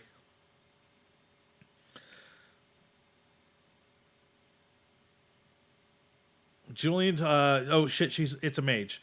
Julian told you what to do if you ever came across a real one, so you turn and get ready to run. But then you turn back and look at the witch in the eyes. Something has been scooped out. It takes a moment to recognize that particular kind of emptiness and despair. You've been bloodbound, you say. Drink the blood of the same vampire 3 times and you become that vampire. And you belong to that vampire. It doesn't matter if you're a bank teller, a witch, or Cain himself. This woman used to be more, but now she's just one of Dr. Caul's servants. Determined to protect her pride, the witch says, I work with Dr. Caul for Dr. Caul. I make the snow for the snow room. Then she starts muttering to herself, dark and angry. You take a step back as the scientists watch the witch with disgust and fear. The snow room? Interesting. Yeah, her blood is big money. Yeah. Ah, there you are, Vani says, appearing at your side, taking you by the shoulder. Vani and the witch lock gazes. Vani isn't the one who backs down. She steers you away from the red-headed woman. Giselle is dangerous, she says. Stay away from her. Why, you ask? Because she used to be something more than the rest of us, Vani says, and now she's something much less. She came here to destroy Dr. Caul, and Invidia destroyed her instead. To destroy Dr. Caul? Not kill her? It sounds like Vani knows her who employs her. Hello, Ransom, a cool professional voice says. Dr. Caul sounds like she's the voice of a computer assistant. She's dressed for the celebration in a long red and black dress. It takes your eyes a moment to resolve the serpents and wolves that form the design. She holds out her black-gloved hand for you to shake, or kiss. You decide to shake. I have heard so much about you, she says. Her face is dark, her hair jet black with and worn in a flapper bob, and she has thick and expressive eyebrows that bounce whenever she talks. Her features are animated and friendly, in contrast to her flat and chilling hypnotic voice. Dr. Caul glances around at the party and says, "I'll be back in a few minutes to enjoy the party. Everyone, ta for now." She gives an elegant little wave and that then gestures for you to follow the way she might order a dog around. It doesn't seem like Alina is welcome. Everyone in the spill zone knows what you are, she says. She says, pointing to a sign that resembles hands spilling something out of a bowl. She ushers you through another silent sliding door into a stark, minimalistic chamber with hexagonal white floor and cool white walls. Artifacts of sorcery are visible behind frosted glass or in clutches atop hard plastic pedestals. You see mummy fragments, incunabula, fragmentary scrolls, and broken amulets. There's a diagram of the California Stonehenge they found a few years back. You've heard of that, since kindred say it was some kind of ritual site. The far side of the room contains a Louis the 14th escritoire, a shaker table with phonograph and apparatus for reading wax cylinders, and a microfilm reader. Dr. Caul scans the Latin document Prince Latau prepared for her and tosses it on an end table. Vani, her assistant, places it carefully on a coffee table so her mistress won't lose it. Two studious-looking and handsome young men lounge on the couches nearby, reading books in a language you can't identify. "You're hungry, Ransom, and I don't like hungry kindred wandering around my domain. Please enjoy Rene or Sonam. Rene is a doctoral student in robotics, and Sonam is an occultist from London by way of a small village in Bhutan. In a year, I will choose one of them. Until then, they provide what sustenance and diversion they can." Three more scholars sit around a nearby table, and Vani is there as well, typing something on a laptop, but apparently they're off limits. "I've never drunk the blood of a robot maker. Let's try that. An occultist, I wonder how his blood tastes. I'll try him. I prefer my blood preserved. If you have it, not now, thank you." Am I hungry? My hunger's not one.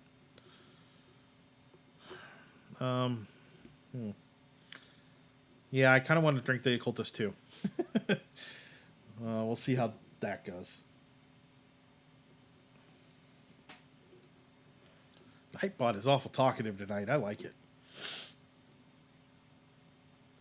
There we go. You take your time with Sonam as Dr. Caul prepares the microfiche, discreetly looking away as you feed. "Did Prince Latau tell you what news I should expect?" she says. "Because I already know what happened to Jasper Knowles. He was a friend and a colleague, but I had to sever ties with him when I learned he was experimenting on kindred. We all must draw our line in the sand somewhere. Still, I will miss him." Ah. Oh, okay. There's Dr. Caul. Dr. Caul strips off her black gloves, revealing long black nails and a garnet ring. Vani hands her a lab coat.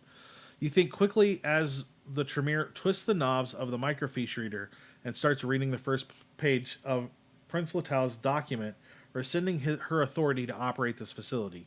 You should probably say something to soften the blow. Or you could use this moment of vulnerability to extract more information about the snow room. "What is it, Doctor?" Rene asks. He and Sonam approach the reader, Sonam leaning on Rene. A few other scholars wander in, talking quietly among themselves about occult or scientific matters, but they keep a cautious distance from Dr. Caul. Only Vani is willing to get close. "I need to take charge and lead her slowly towards the revelation about what's on that microfiche, so she doesn't explode in rage. My manipulation and leadership both are not great. Latau didn't tell me anything. It shouldn't be that hard to stay cool and lie, and I don't want any blowback. That's command and subterfuge. Command. Calm. Composure and subterfuge. My composure's not bad, but I don't have any subterfuge. Yeah, I think it's 3.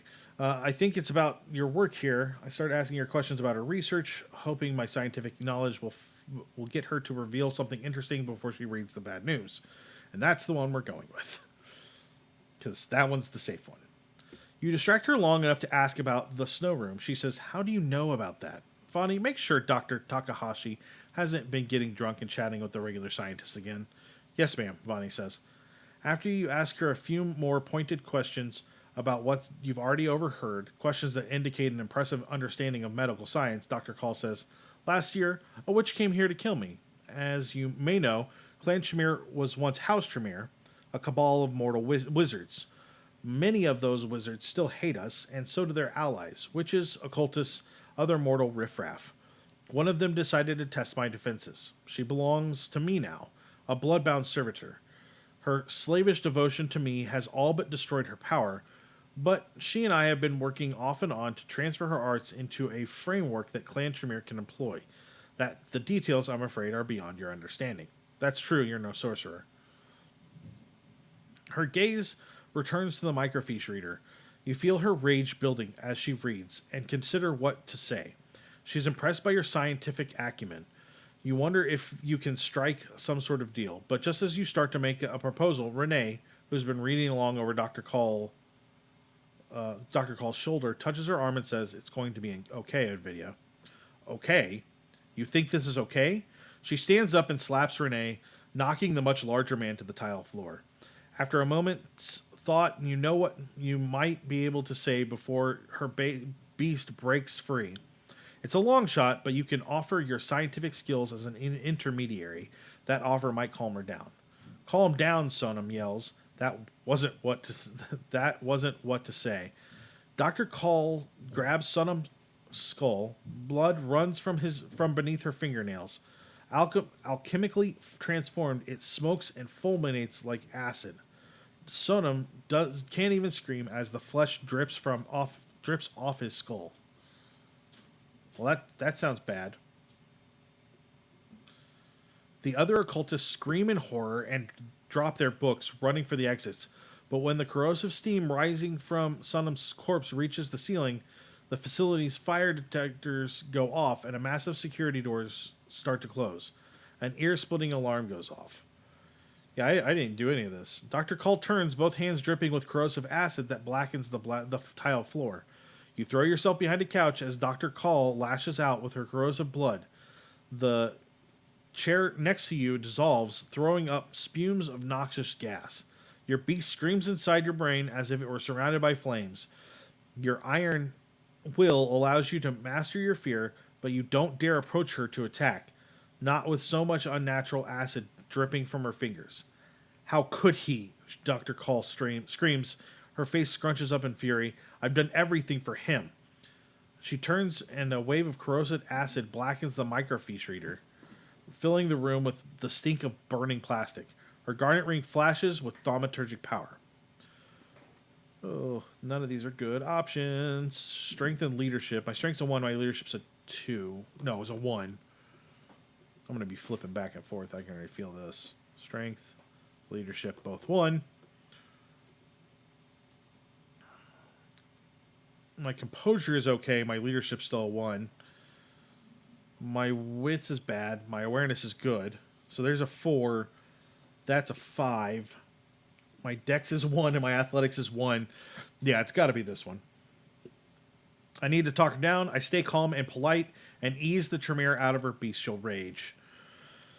You approach her carefully as her hands and eyes burn, your own hands raised, your eyes locked on hers. "These are your pupils, Dr. Caul. Your students. A Tremere would not harm these. Focus your will, banish your rage." A composer is a guy that's like really composed, but he's really faking it. You like that? A composer? Okay, I'm back to the thing. "These are your pupils." Okay. Her eyes continue to shine, but the corrosive vitae that leaks from beneath her fingernails trickles to a halt. "Ego Tremere," she whispers. "Milius mihi est." Oh, you're right. There you go. Her eyes return to their normal dark brown. She stares at you, stares at the slimy heap that was once her blood doll, Sonam, and collapses onto the nearest chair that's still in one piece.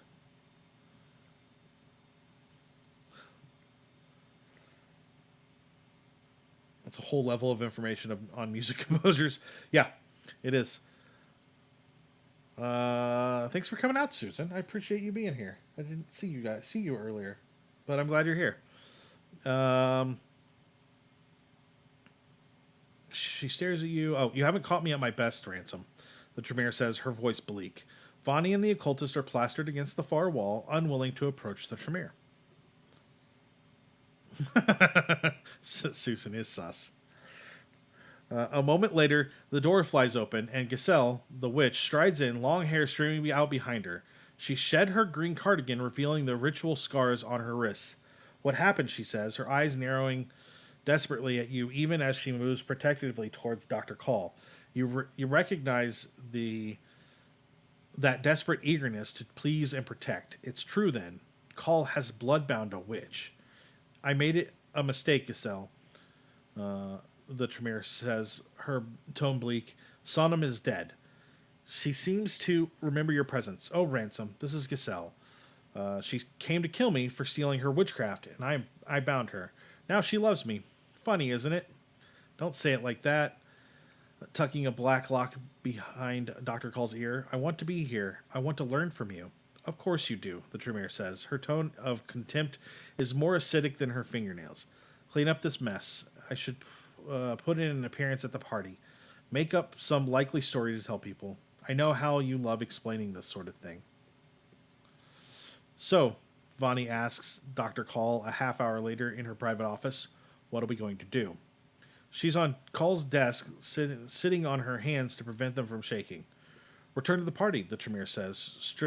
She strips out of her sooty dress with the brusque efficiency of someone unconcerned with material things. She wipes herself with a sponge and lets Vonnie hand her a slip followed by a red and black kimono. But first, Ransom, I need to deal with you. Caul says, you will remain at Kiowa Xenogenetics until I have composed a response to Prince Latal. Don't speak, she holds up her hand. The garnet ring flashes dangerously. And don't worry, my response won't be a bomb I ask you to carry back. But I need time to find a way to accommodate Prince Latal's order. Until then, you stay. Vonnie, show them to their room. Your things, including your trusty Lobo, arrive in your room a few minutes after you do. It's a large, well-appointed, windowless chamber that feels like a prince's cell despite the comfortable furnishings. Vonnie hands you a keycard. You're not a prisoner, she says. She bites her lip and studies you as if you've impressed her. But then she says, make yourself comfortable, and hurries back down the hall. Vonnie might prove an ally if you can win her over. It looks like you're going to be here for a few nights while Dr. Caul crafts her response to Prince Latal. The mistress of the facility has also identified Elena and installed her in an adjacent room. You sort of hoped Elena's presence would elude Dr. Caul. On the other hand, Elena has already procured a map of the facility. You spend the first night noting interesting areas: incinerator, organic slurry processing chambers 1 through 4, main security, but large sections of the map are blank. You and Elena will have to explore on your own to get a feel for this place. I'm not going to let myself get stuck here, so...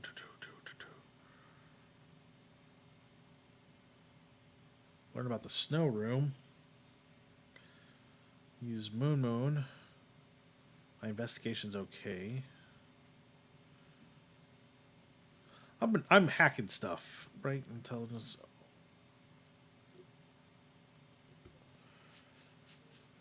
Yeah, I'm gonna hack because I've got a good hacking computer.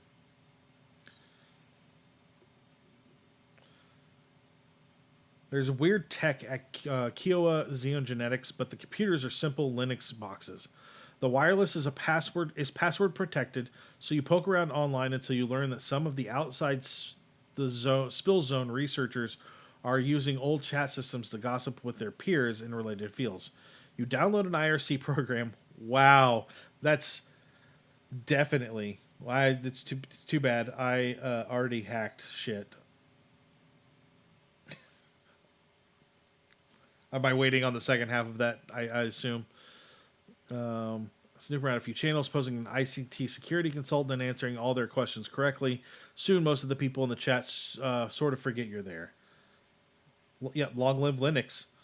There's a flurry of speculations about Chinese genetic research, artificial meat, and related subjects. Using your knowledge of computer science and how it intersects with KXG's research, you carefully nudge the subject back towards their own black ops. You listen carefully as the KXG folks talk about their daily rounds, including one guy who you're pretty sure is describing the outside of the snow room. Then you grab your paper map of the facility and load up a stopwatch program. This one idiot is happily outlining the computers he moves between. You cross off 3 potential locations for the snow room. You sure did hear some IRC, right? Like, what is this? The mid to late 90s? I wonder if they're all working off of dial-up connections too. That leaves only one room. It has to be there. You get out of the chat and leave your room. You soon find yourself standing in front of huge hangar-like door that leads to what can only be the snow room.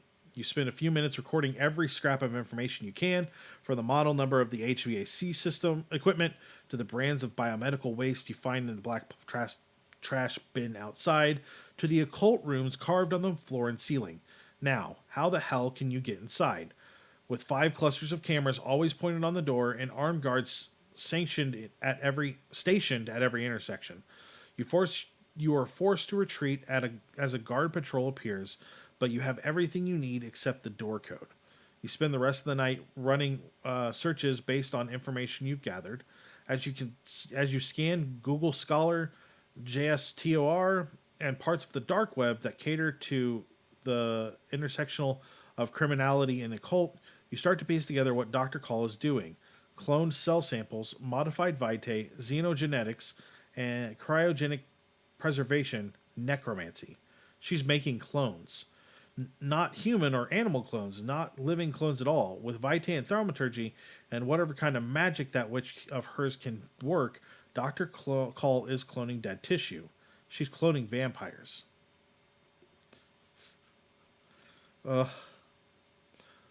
I'm 38, and I live in Indianapolis.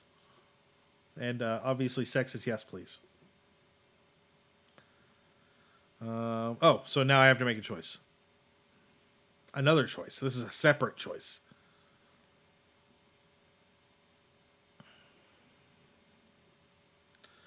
My leadership's a 1, my charisma's a 1, my strength is 1, my clandestine doesn't exist. My wits is a 1, but my drive is a 1? What's my drive? My drive's a 1, my wits are a 1. Wow, these are all, like, how do I have so many choices that are crap? I have a dot of analyzm. I only have the 1, right? Yep. You think number 1? All right, cool. We'll see how bad this goes. Oh, okay. Never mind. I'm with you. Let's see if I can do anything about Dr. Caul's occult defenses, maybe? You know just enough about the cult to know that without a practical understanding of blood sorcery, messing around is a bad idea. Cool. I didn't die. I feel like animalism's the way I should go.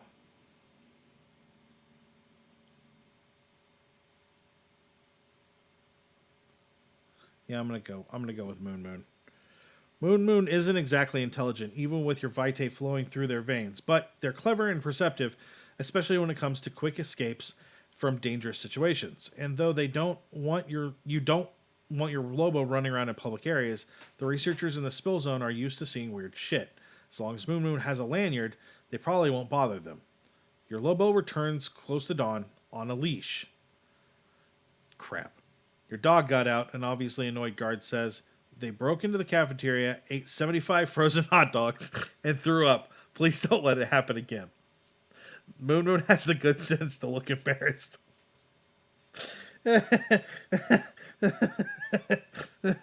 Oh, that's fantastic.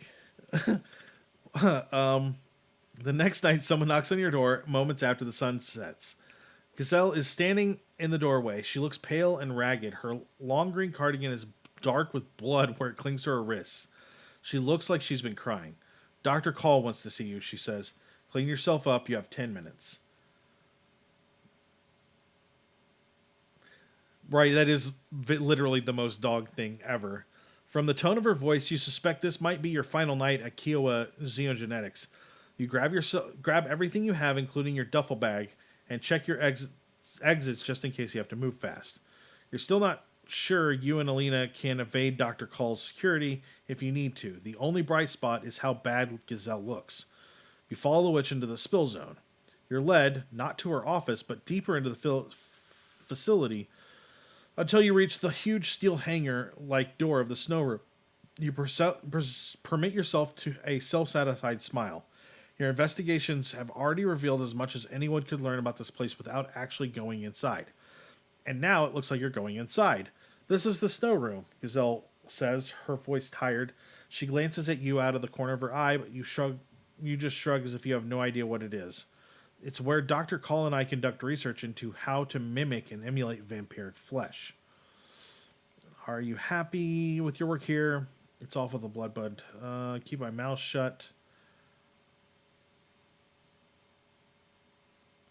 I'm going to ask you about Alina because I don't want to lose my ghoul that I just spent XP for. Oh, you like 2 or 3?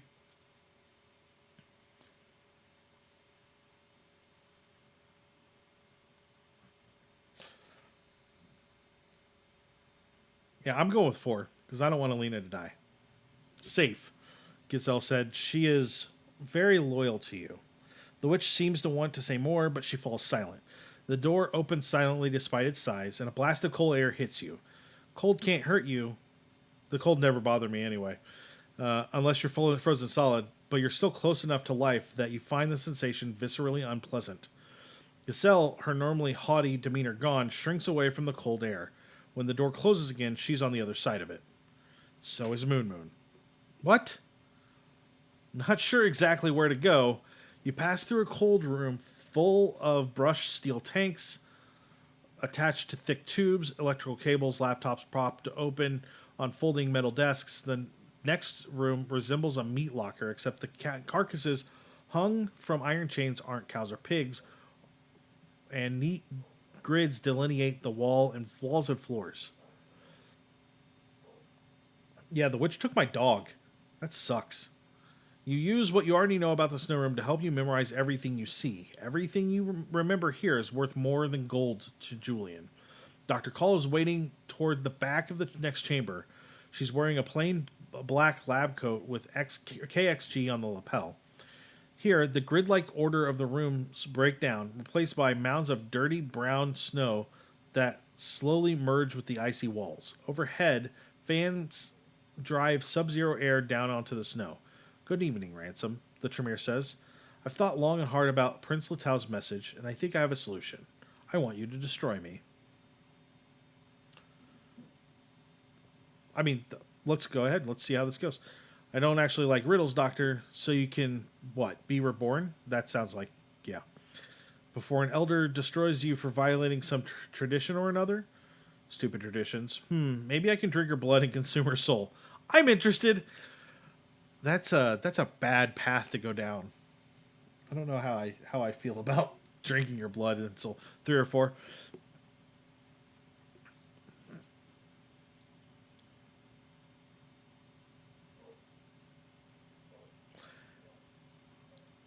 Yeah, let's do. Oh no, her blood is freaking acid. We don't want that. No. Or she can turn her blood to acid. Nobody wants that. That sounds terrible. Turns you. Yeah. Let's go with 3. We're going to go with 3. It's cool. Close enough to the truth. Dr. Caul picks her way over the dirty snow. After a moment, she reaches elbow deep into it and hauls out a naked woman who stares at you blankly. With her face slack instead of animated, you barely recognize Invidia Caul. The real Caul gets the corpse clone into a lab coat, The clone's feet are black with blood and decorated with Casel's runes. No wonder that the witch could barely stand. When the Camarilla banned most forms of electronic communication, the real Dr. Caul says, listen, I've already done it once. What's one more? It's just Dalbury, whatever. Clan Tremere thought it could just build an occult network, but that was hacked too. That's how Casel found me. She and I are good friends now, of course, but it was clear to me that thaumaturgy invented centuries ago was as vulnerable as any other old and unsecured communication protocol. My original plan was to use my clones as couriers, both in the normal fashion and by encoding them with information that could be read through genome analysis. But they never quite worked, and, well, it seems Prince Latal disagrees with my work here anyway. She takes a moment to master her rage, then goes on. You're familiar with the Second Inquisition, Ransom? Organized hunters. They show up when we act like monsters. Yes, they showed up when the Camarilla thought it could keep it safe and fails once again. I've been dodging their government agents. Might as well share that what information I can. We're in this together. I've heard that name. I stay silent. I like number 2. I like number 2 a lot. And we're going to go with number 2.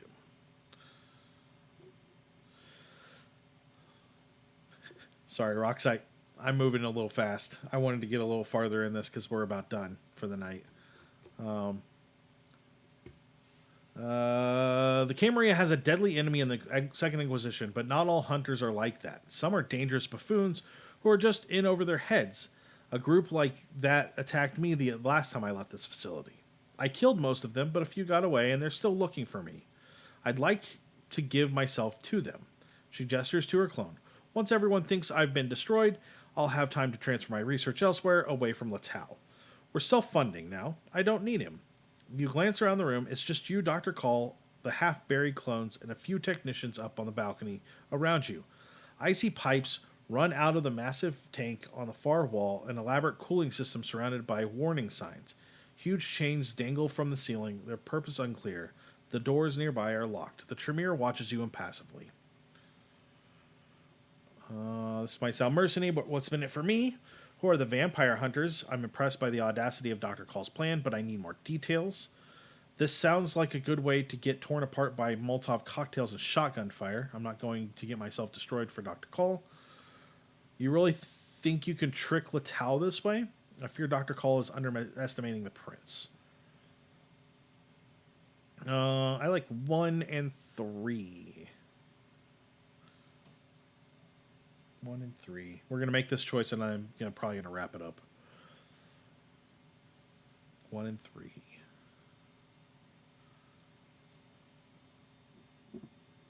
I really like 1 because I want to get paid more, but 3 is good too.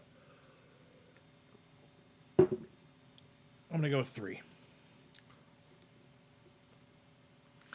There's less risk. There's more choices. We're going to stop there. Okay. So Thursday night, we've got Growing Shadows. John Thompson runs that game. It's a good group. Definitely should come out for that. They always have some fun. There's shenanigans afoot there. Then on Friday, I'm going to be doing it a little earlier from 7 to 9 p.m. Central Time. I'll be doing Matt Plays Solasta Crown of the Magister. And then Saturday, I will be on the Nerd Asylum, playing... what am I playing? Tower of the Mage Tower, which is a one-shot Dungeons & Dragons 5th edition game. So that'll be at 8 p.m. Eastern Time. So 7 p.m. Central, right? Yeah, 7 p.m. Central. Is that right? That doesn't sound right. I think I screwed up my Friday night. I'm playing an hour earlier on Friday. That's the important thing. I don't remember what time that normally is, because I'm in Eastern Time and we do everything in Central Time, which is perfectly fine. But I need to be done by 7 p.m. So I need to be done by 7 p.m. Central, so I can be done by 8 p.m. Eastern. Time is freaking weird. Anyway, come out for those. Definitely come out for Saturday if you have a chance. The link to the channel is there. If you get a chance to go check out our Extra Life, I'm raising money. We actually have $140 of our $500 goal. So if you could donate today, that would be great. And then we'll be working on that for the rest of the year. So yeah, thank you guys for coming out tonight. We had a great crowd. I was very happy to see you all. And we will talk to you next week for this.